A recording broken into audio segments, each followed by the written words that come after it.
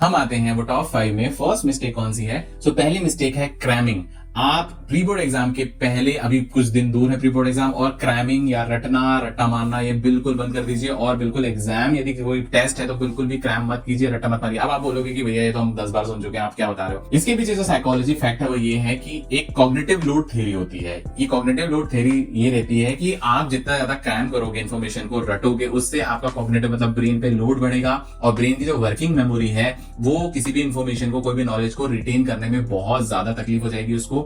तो इसका सॉल्यूशन अब क्या है भैया? इसका सॉल्यूशन ये है, स्पेस्ड रेपिटेशन टेक्निक का यूज करो। जैसे कि मैं अपने चैनल पे बताता हूँ, एक्टिव रिकॉल, स्पेस्ड रेपिटेशन, और मेरा जो टॉपिक बेस्ड टाइम टेबल वाला वीडियो है वो देख लीजिए। वो स्पेस्ड रेपिटेशन का प्रैक्टिकल एग्जांपल है कि topic based revision time table से आप जो भी नॉलेज ले रहे हो या जो भी अपने नोट्स रिवाइज कर रहे हो, साइंस पढ़ना है, मैथ्स पढ़ना है, जो भी टॉपिक पढ़ना है, तो टॉपिक बेस्ड आप उसको करके कैसे स्पेस्ड रेपिटेशन करके सारी चीजें कर सकते हो, जिससे कि आपका जो कॉग्निटिव लोड है वो कम हो जाए। तो ये पहली मिस्टेक है जिससे हमें बचना है। जो दूसरी मिस्टेक है वो है इग्नोरिंग द टाइम मैनेजमेंट। अब आप बोलोगे ये भी सुना है, लेकिन इसके पीछे जो एजुकेशन साइकोलॉजी फैक्ट है वो ये है कि एक कॉन्सेप्ट है, उसको बोलते हैं मेटाकॉग्निशन।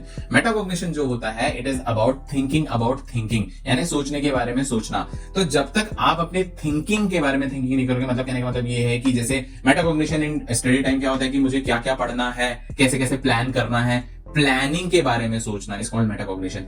इवन ड्यूरिंग एग्जामिनेशन कि मुझे कौन सा सेक्शन पहले उठाना है, कौन से क्वेश्चन पहले उठाना है, कौन सा मार्क्स का पहले करना है। तो ये जब आप अच्छे से प्लान करके जाते हो तो आपका जो मेटाकॉग्निटिव स्किल है वो बहुत ज्यादा इंप्रूव हो चुकी है। तो इसकी प्रैक्टिस यदि आप लोग नहीं करोगे तो एकदम आप बहुत ज्यादा पैनिक हो सकते हो। और इसका एक और सोल्यूशन ये होता है कि मेटाकॉग्निशन स्किल्स आपको बढ़ाना है तो ज्यादा से ज्यादा मॉक टेस्ट दीजिए, ईमानदारी से दीजिए, सिंसियर माहौल बना करके दीजिए, आप सैंपल पेपर सॉल्व कीजिए और उसको with in the time frame solve कीजिए। तो जितना ज्यादा आप करेंगे आपका जो मेटाकॉग्निटिव स्किल है वो बढ़ता जाएगा। तो प्री बोर्ड के पहले ये जरूर शुरू कर दीजिए। ये मिस्टेक आपने किया तो ये बहुत गड़बड़ कर सकता है।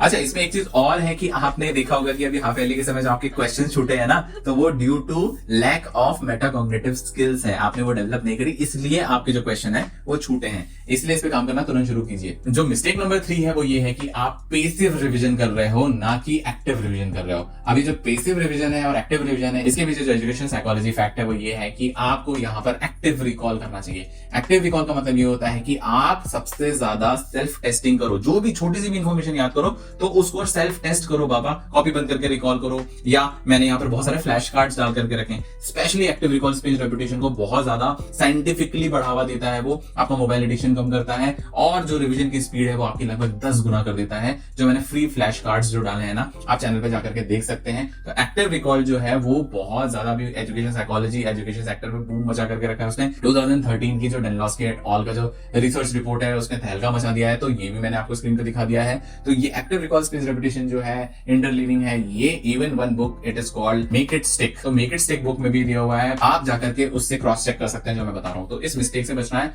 पेसिव रिवीजन करने से बचना है, एक्टिव रिवीजन पे ही ध्यान देना है, एक्टिव रिकॉल करना है। वरना आपको पता है क्या होगा, आपको ऐसा लगेगा कि आप पढ़ाई कर रहे हो लेकिन वो फॉल्स सेंस ऑफ स्टडी होता है।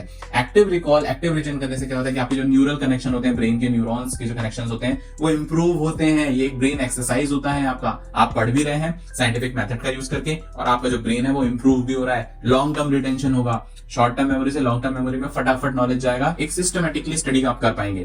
तो इस मिस्टेक से बचिए, पेसिव रिवीजन करना बंद कर दीजिए और एक्टिव रिकॉल करना शुरू करिए। आई होप आप लोग ऑलरेडी यदि मेरे चैनल को फॉलो कर रहे हैं तो आप कुछ एक्टिव रिकॉल कर रहे होंगे जिससे आपको बेनिफिट मिल रहा होगा। तो इस मिस्टेक से हमको बचना है। जो मिस्टेक नंबर 4 है वो है under estimating the power of sleep. कितने सारे एजुकेशन ब्लॉगर्स हैं जो कि ऑल नाइटर्स पुल कर रहे हैं, अभी और करना शुरू करेंगे। जैसे जैसे एग्जाम पास में आएंगे अपनी नींद की ऐसी की तैसी कर देंगे वो लोग, और ये मैसेज जो है, गलत मैसेज वो लोग फैलाने वाले हैं और फैला रहे हैं already. Pulling an all nighter is the sickest thing you can do to your health. आपको नींद की बहुत ज्यादा जरूरत है। अब इसमें एजुकेशन साइकोलॉजिकल फैक्ट क्या है, देखो इसमें एक कॉन्सेप्ट है, it is called memory consolidation. ये मेमोरी कंसोलिडेशन क्या है? मेमोरी कंसोलिडेशन एक प्रोसेस है जिसमें कि न्यूली एक्वायर्ड इन्फॉर्मेशन जो रहती है वो स्टेबलाइज होती है हमारी लॉन्ग टर्म मेमोरी में। जैसे कि लाइब्रेरी में बुक्स हम अरेंज करते हैं ना, तो सारा जो नॉलेज है ना वो एक प्रॉपर सेक्शन में आपके ब्रेन में जमा हो रहा होता है, जिसके लिए नींद बहुत ज्यादा जरूरी है, यानी आपको ब्रेन का रेस्ट बहुत ज्यादा जरूरी है। और रिसर्च ये बताती है कि जब हम डीप स्लीप स्टेजेस में रहते हैं तो ये बहुत अच्छे से होता है ना, ये प्रोसेस तभी हो पाती है।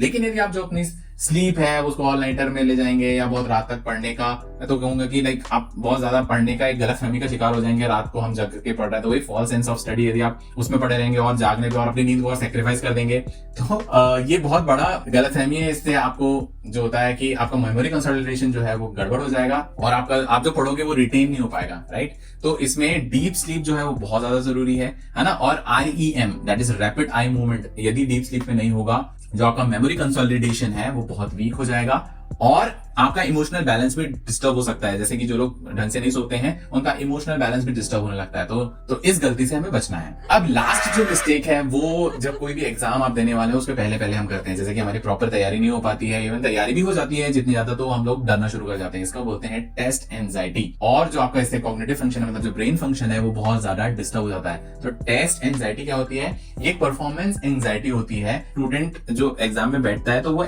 रिकॉल नहीं कर पाता क्योंकि एंजाइटी उसके सर पे सवार हो जाती है और ब्लैकआउट हो जाता है। तो ये जो एंजाइटी है, टेस्ट एंजाइटी, ये बहुत ज्यादा आपको प्रॉब्लम कर सकती है। इसमें जो हमारा ब्रेन का जो प्रीफ्रंटल कॉर्टेक्स रहता है, ये इसके लिए रिस्पॉन्सिबल होता है, प्रॉब्लम सॉल्विंग, मेमोरी रिट्रीवल। तब जब टेस्ट एंजाइटी आ जाएगा तो ये बहुत ज्यादा लेस एफिशिएंट हो जाता है ना। और जो ब्रेन का जो एमिगडाला होता है, फियर सेंटर, जहां पर डर वगैरह हो जाता है, वो ज्यादा एक्टिव हो जाता है, जिससे आप एग्जाम में ढंग से रिस्पॉन्स नहीं कर पाते। आप एग्जाम में आता भी है तो गलत करके आ जाते हो, क्वेश्चन भी गलत पढ़ करके आ जाते हो, आंसर कुछ लिख करके आ जाते हो। तो ये जो है कॉग्निटिव फंक्शन को बहुत ज्यादा आपके ब्रेन के फंक्शन को डिस्टर्ब करता है। तो आपको स्ट्रेस मैनेजमेंट, ये जो एंजाइटी से बचने के लिए वैसे तो आप क्या कर सकते हो, पहले तो अपनी अच्छी तैयारी कीजिए और बहुत अच्छे डिसिप्लिन वे में जो 4 मेथड्स हैं, एक्टिव रिविजन टेक्निक्स का यूज कीजिए, तो ऑलरेडी आपका कॉन्फिडेंस आता जाएगा। लेकिन इसके बाद में भी जो है आप डीप ब्रीथिंग एक्सरसाइज आपको करना चाहिए, माइंडफुलनेस करना चाहिए। जो लोग मेडिटेशन करते हैं बहुत ही अंडररेटेड है, लेकिन जो लोग मेडिटेशन करते हैं वो लोग एंजाइटी से बहुत हद तक बचे रहते हैं। पॉजिटिव विजुअलाइजेशन करना चाहिए। ये सब जो टेक्निक्स हैं, ये आपकी जो टेस्ट एंजाइटी है इसको दूर कर देंगे। आप 15 मिनट का ही मेडिटेशन करते रहना चाहिए, आपको सुबह शाम करते रहना चाहिए। बिल्कुल ब्लैकआउट होकर के करना चाहिए। बिल्कुल आपको कुछ नहीं समझ में आता, बिल्कुल ब्रेन को रेस्ट कीजिए और चुपचाप बैठ जाइए, और आपकी जो टेस्ट एंजाइटी है वो बहुत ज्यादा कंट्रोल हो जाएगी, राइट। आई होप आपको ये इन्फॉर्मेशन अच्छी लगी होगी और इससे रिलेटेड जो भी क्रॉस चेकिंग आप कर सकते हो ऑल ओवर द इंटरनेट, क्योंकि जो भी जानकारी मैं आपको दे रहा हूं that is proven, that is psychology based. जरूर आप कुछ कमेंट करना, यदि आपको कुछ इंप्रूवमेंट लग रहा है या कुछ अच्छा लग रहा है तो कमेंट करना। और मैं मिलता हूं बहुत जल्दी नेक्स्ट वीडियो के साथ, और शानदार जो एक्टिव रिकॉल स्पेस रेपिटेशन वाले फ्लैश कार्ड्स है उसको चेक करना मत भूलिएगा। मैं मिलता हूं आपको नेक्स्ट वीडियो में, तब तक रिविजन